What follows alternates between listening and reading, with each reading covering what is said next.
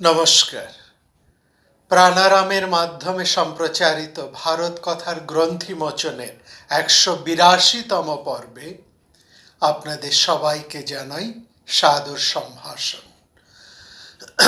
মহামতি অনন্তলালের অপার আশীর্বাদে আমরা প্রতিদিন শুনে চলেছি ভারত কথা। আমরা ভারত কথায় দেখতে পাচ্ছি মহারাজ যুধিষ্ঠির দ্বৈত বনে ব্রাহ্মণ এবং মুনি ঋষিদের সম্মিলনে আনন্দেই দিন কাটাচ্ছেন।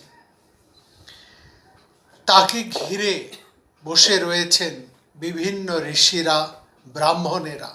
সকাল সন্ধ্যা দুই বেলায় মহারাজ যুধিষ্ঠির তাদের সাথে বিভিন্ন আলাপ আলোচনায়, শাস্ত্র পাঠে এবং শাস্ত্র আলোচনায় আনন্দের সাথে দিন কাটাচ্ছেন। তার মনে কোনো ক্লেশ নেই, তার মনে কোনো দুঃখ বা বিকারের চিহ্নটুকু মাত্র নেই। কিছুদিন আগে তাদের কাছে এসেছিলেন বকদালভ্য মুনি। তিনি যুধিষ্ঠিরকে দুটি ভীষণ গুরুত্বপূর্ণ কথা বলেছেন। তার মধ্যে একটি হচ্ছে যেখানে ক্ষত্রিয়ের সাথে ব্রাহ্মণ্য জোটের গুরুত্বের কথা। যাই হোক, যুধিষ্ঠির যেখানে বসে আছেন, আমরা দেখছি যুধিষ্ঠিরকে ঘিরে বসে আছেন সে কালের সে সময়ের বিখ্যাত ব্রাহ্মণ ঋষিদের। হয় ব্রাহ্মণ ঋষিরা বসে আছেন, নয়তো তাদের শিষ্যরা তাকে ঘিরে বসে আছেন।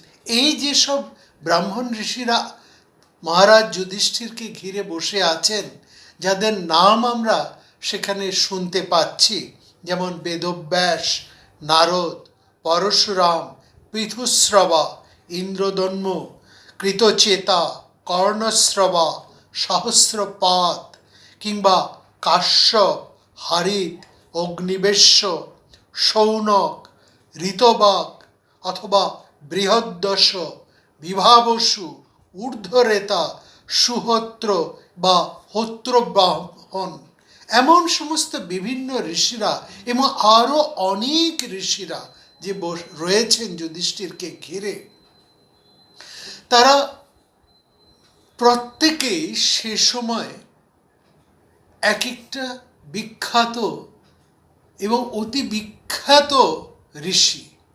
এরা প্রত্যেকেই এক একটা ইনস্টিটিউশন। আমরা আগেও বলেছি, এরা এতটাই বিখ্যাত সে সময়ে ছিলেন বিদ্যা চর্চায়, জ্ঞান চর্চায়, যে তারা নিজেরাই এক একটা ইনস্টিটিউশন বা স্কুল হয়ে গিয়েছেন।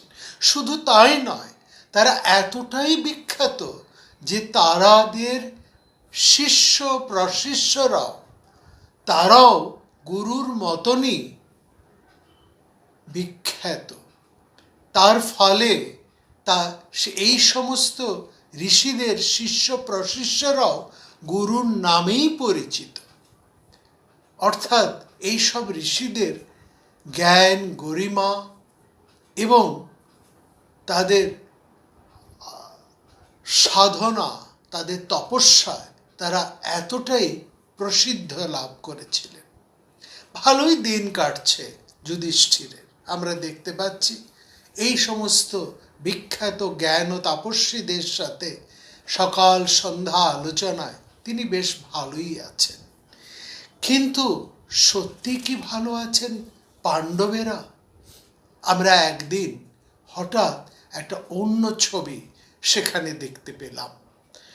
আমরা দেখছি দ্রৌপদী ঠিক ওই অরণ্য আবাসে, ওই নির্জন অরণ্য আবাসে সন্ধ্যা সূর্য যখন প্রায় অস্তাচলে গিয়েছেন, সেই সময় তিনি আর থাকতে পারলেন না। তিনি মুখরা হয়ে উঠলেন। দ্রৌপদী বসলেন যুধিষ্ঠিরকে। যুধিষ্ঠির তার জ্যেষ্ঠ স্বামী, তাকে সম্বোধন করেই বললেন, আগে তো কখনো এমন অবস্থা আপনার দেখিনি মহারাজ। আমি আপনাকে কিছু কথা বলতে চাই। আপনি খেয়াল করেছেন কি, এই পাপিষ্ঠ নিষ্ঠুর প্রকৃতি দুরাত্মা দুর্যোধন, তার কিন্তু আমাদের বিষয়ে কোনো দুঃখ নেই, তার থাকার কথাও নয়। যে দুরাত্মা দুর্মতি দুর্যোধন আপনাকে মৃগচর্ম পরিধান করতে বাধ্য করে আমার সাথে বনে পাঠিয়ে দিয়েছেন, তার কিন্তু কোনো মনে মনে তাপ নেই।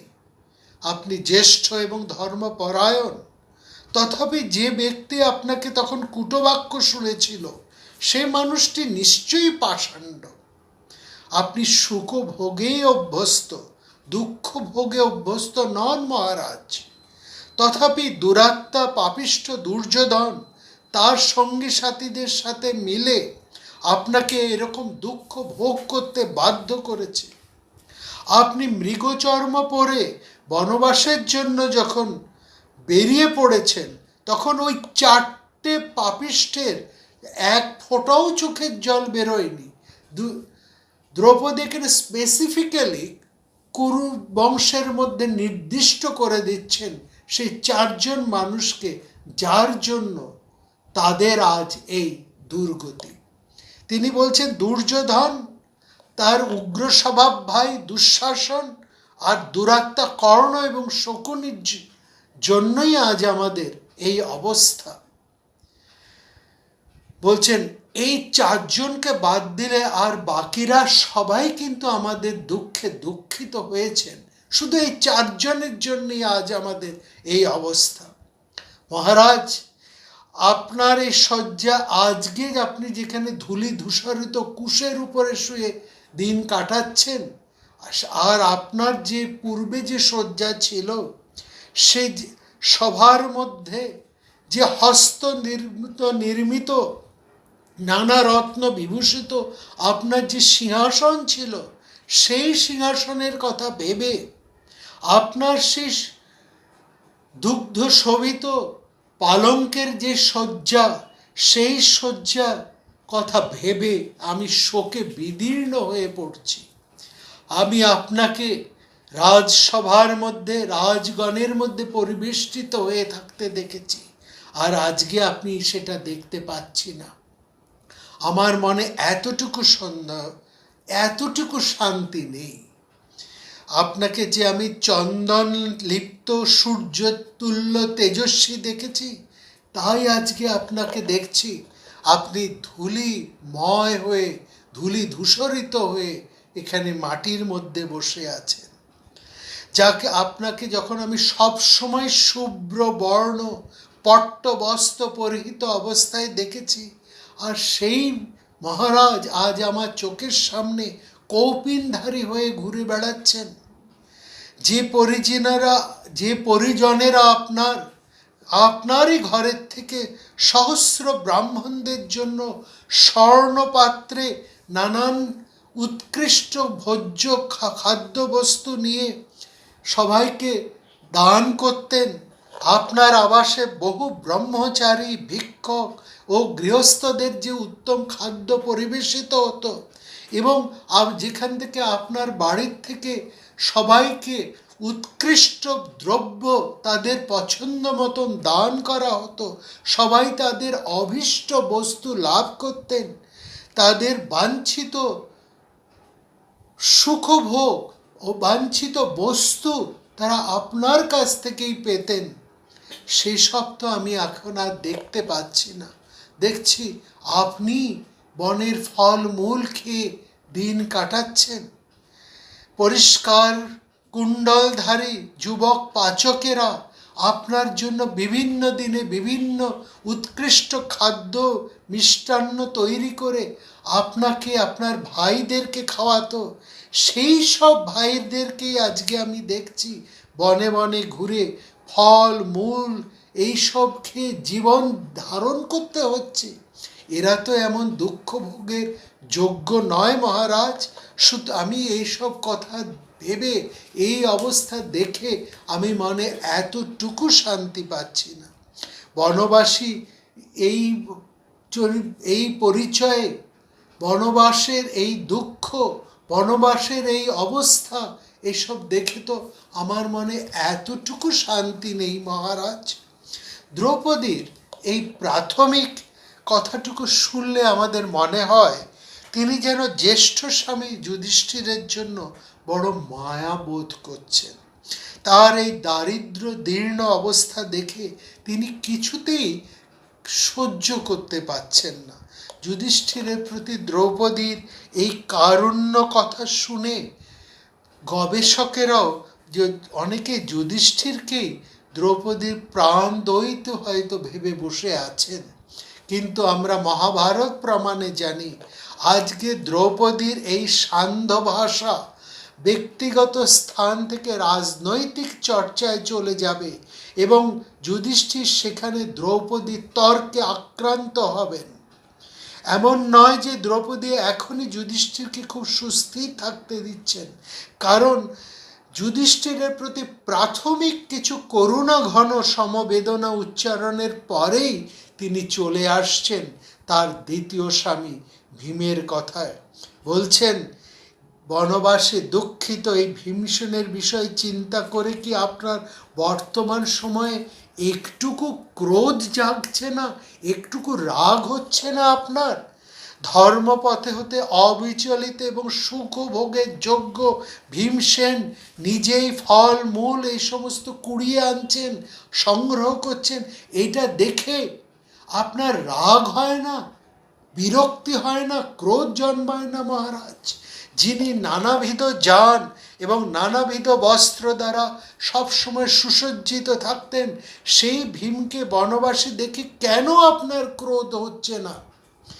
সমর বিজয়ী এই ভীমসেন তিনি একাই যুদ্ধে কৌরবদেরকে বিনাশ করতে পারেন, তবু তিনি আপনার প্রতিজ্ঞারে প্রতীক্ষা করে এই কষ্ট সহ্য করছেন।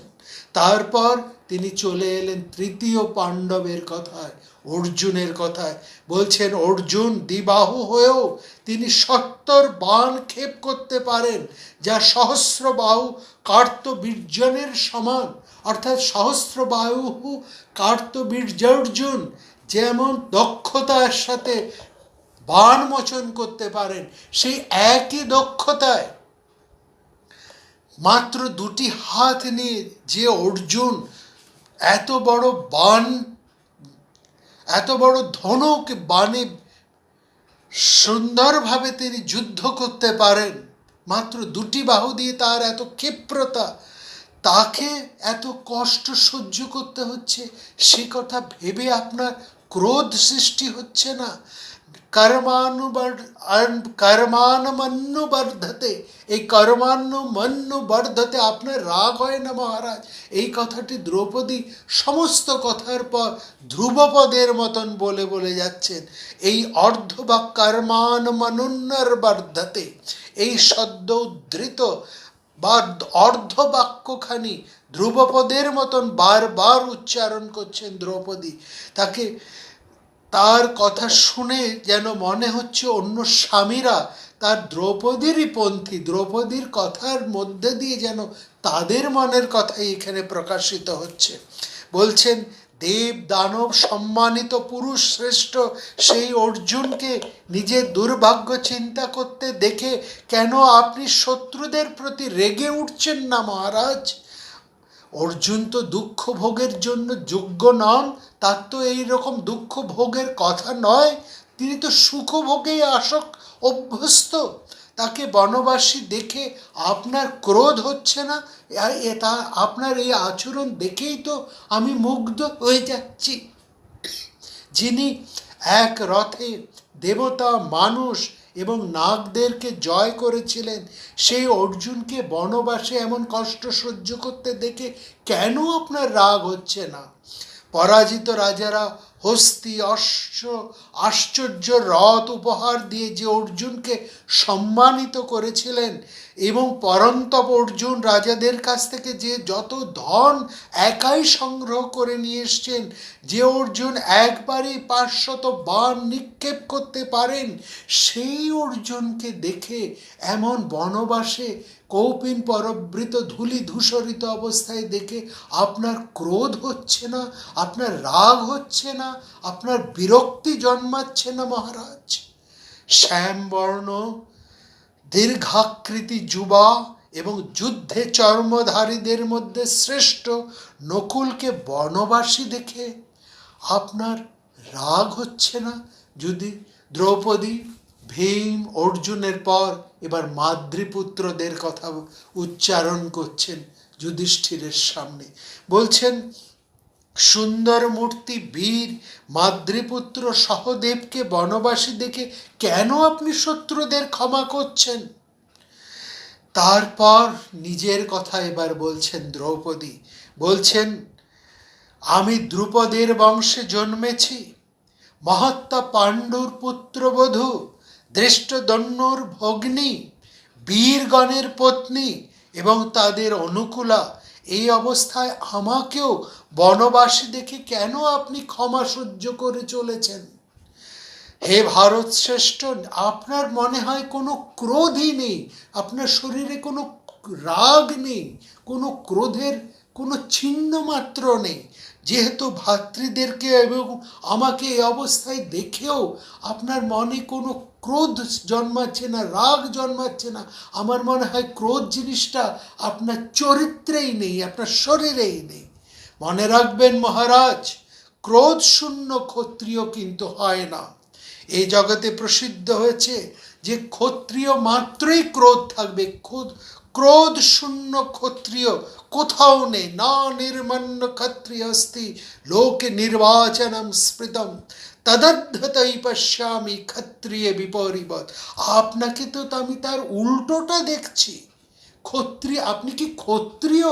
এই প্রশ্নই যেন তুলে দিচ্ছেন দ্রৌপদী, অর্থাৎ যুধিষ্ঠিরের ক্ষত্রিয়ত্বের প্রশ্নটাই তুলে ধরেছেন দ্রৌপদী। বলছেন ক্ষত্রিয় সময় উপস্থিত হলে তেজ প্রদর্শন করেন, এবং যে ক্ষত্রিয় সময়ে, উপযুক্ত সময়ে নিজের তেজ ক্রোধ প্রদর্শন করে না, তাকে সমস্ত মানুষই অবজ্ঞা করে। সুতরাং শত্রুদের আপনার কিছুতেই ক্ষমা করা উচিত নয় মহারাজ, কারণ তেজের দ্বারাই, ক্রোধের দ্বারাই আপনি শত্রুদের সংহার করতে পারবেন।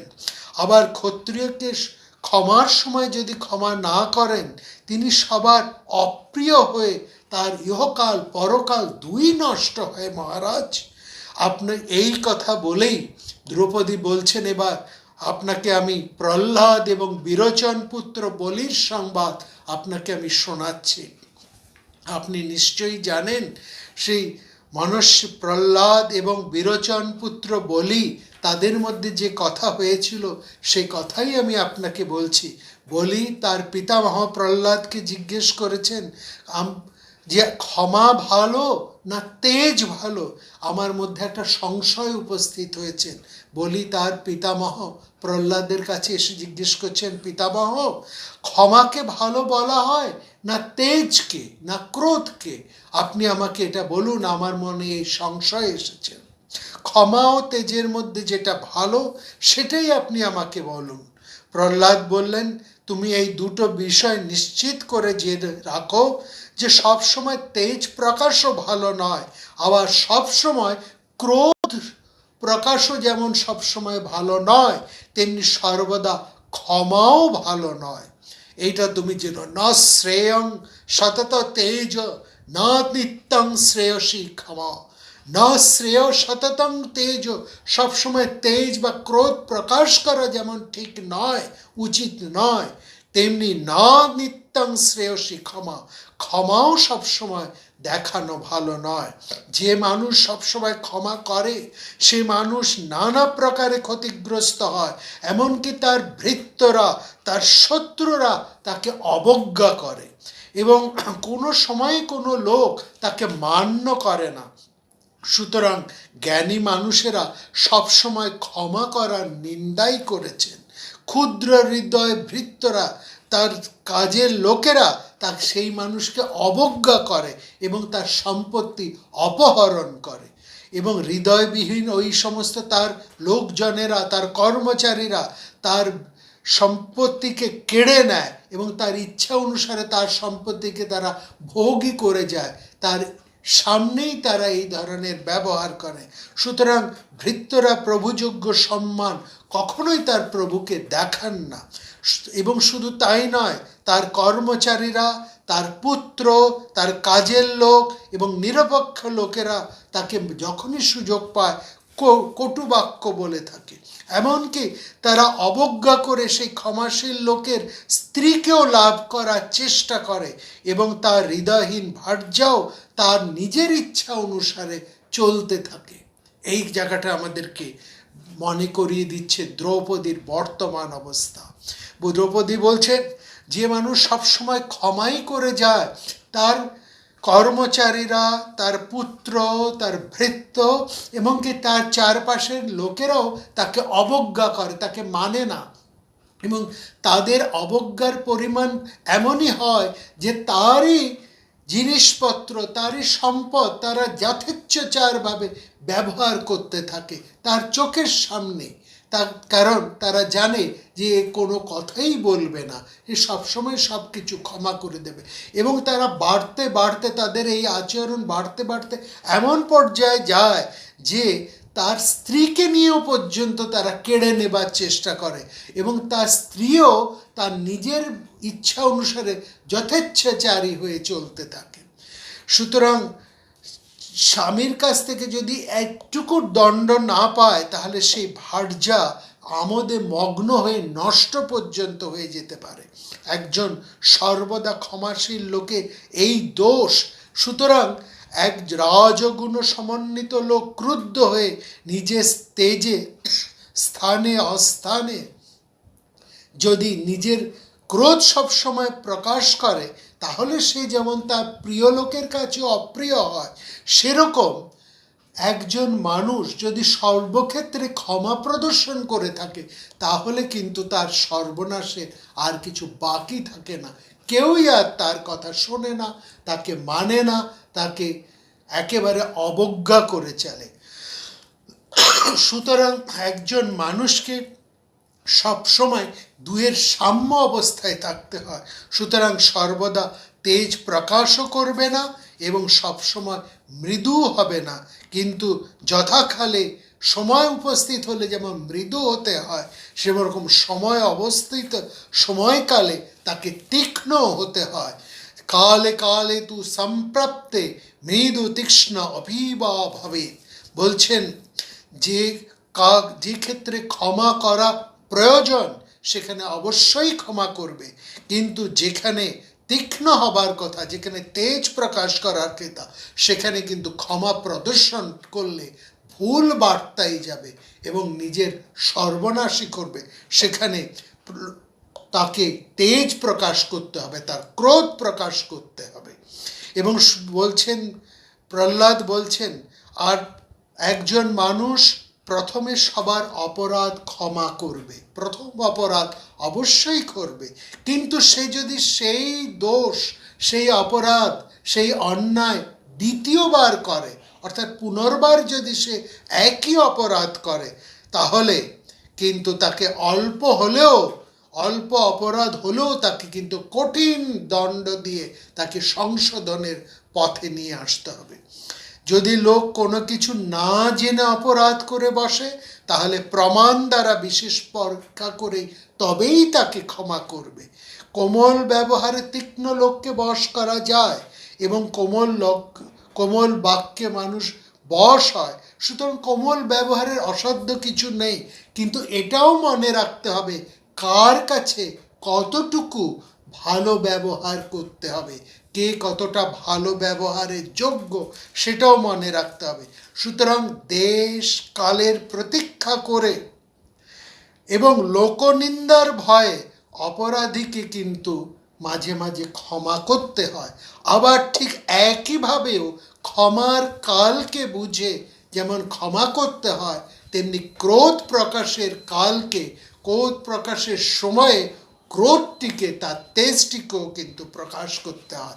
এই ক্ষেত্রে কোন জায়গায়, কোন অবস্থায়, কোন পরিস্থিতিতে কাকে কিসের জন্য ক্ষমা করা হবে না, তার প্রতি তেজ প্রকাশ করা হবে, এটি কিন্তু বিচার করে নিতে হয়। কারণ শুধু ক্ষমা করাটাও যেমন ঠিক নয়, তেমন ক্রোধ প্রকাশও ঠিক নয়। আবার অতিরিক্ত ক্রোধ প্রকাশেও যেমন ক্ষতি হয়, অতিরিক্ত ক্ষমাতেও কিন্তু নিজের সর্বনাশ টেনে আসতে পারে।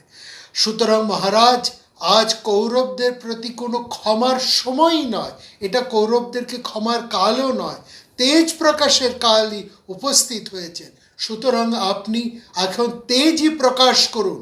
আপনি কোনোভাবেই ক্ষমার অবস্থান নিয়ে এইভাবে প্রতিজ্ঞাত সত্যে আপনি দিন কাটাতে পারবেন না। দ্রৌপদীর কিছুতেই সহ্য হচ্ছে না যুধিষ্ঠির যেভাবে পাণ্ডবদেরকে নিয়ে, তার ভাইদেরকে নিয়ে মুনি ঋষিদের সাথে আনন্দে দিন কাটাচ্ছেন। একজন ক্ষত্র নারী হিসেবে অগ্নিসম্ভবা নারী দ্রৌপদী তা কিছুতেই মেনে নিতে পারছেন না। তিনি জ্বলে উঠতে চাইছেন এবং তার অন্তরের ক্রোধ, অন্তরের তেজ তিনি সংক্রামিত করতে চাইছেন যুধিষ্ঠিরের মধ্যে। তিনি বলছেন, যে ঠিক সময়ে তেজ ও ক্ষমাকে প্রয়োগ করতে জানে তিনিই বাস্তবিক রাজা হবার উপযুক্ত, তিনিই বাস্তবিক। কালে প্রাপ্তে দাঞ্চৈ দৈব বেদ মহীপতে, তিনিই রাজা হওয়ার যোগ্য, যিনি ঠিক সময়ে ক্রোধ প্রকাশ করেন, ঠিক সময় ক্ষমা প্রদর্শন করেন। যুধিষ্ঠির এতক্ষণ চুপ করে শুনলেন দ্রৌপদীর কথা। এবার তিনি বলতে উঠলেন। আমরা এখানে দেখছি ক্ষত্র নারীর কথা, আর এবার আমরা শুনব ব্রাহ্মণ্য স্বভাব সম্পন্ন, ধীর স্থির সমাহিত যুধিষ্ঠিরের উত্তর শুনব আগামী পর্বে। নমস্কার।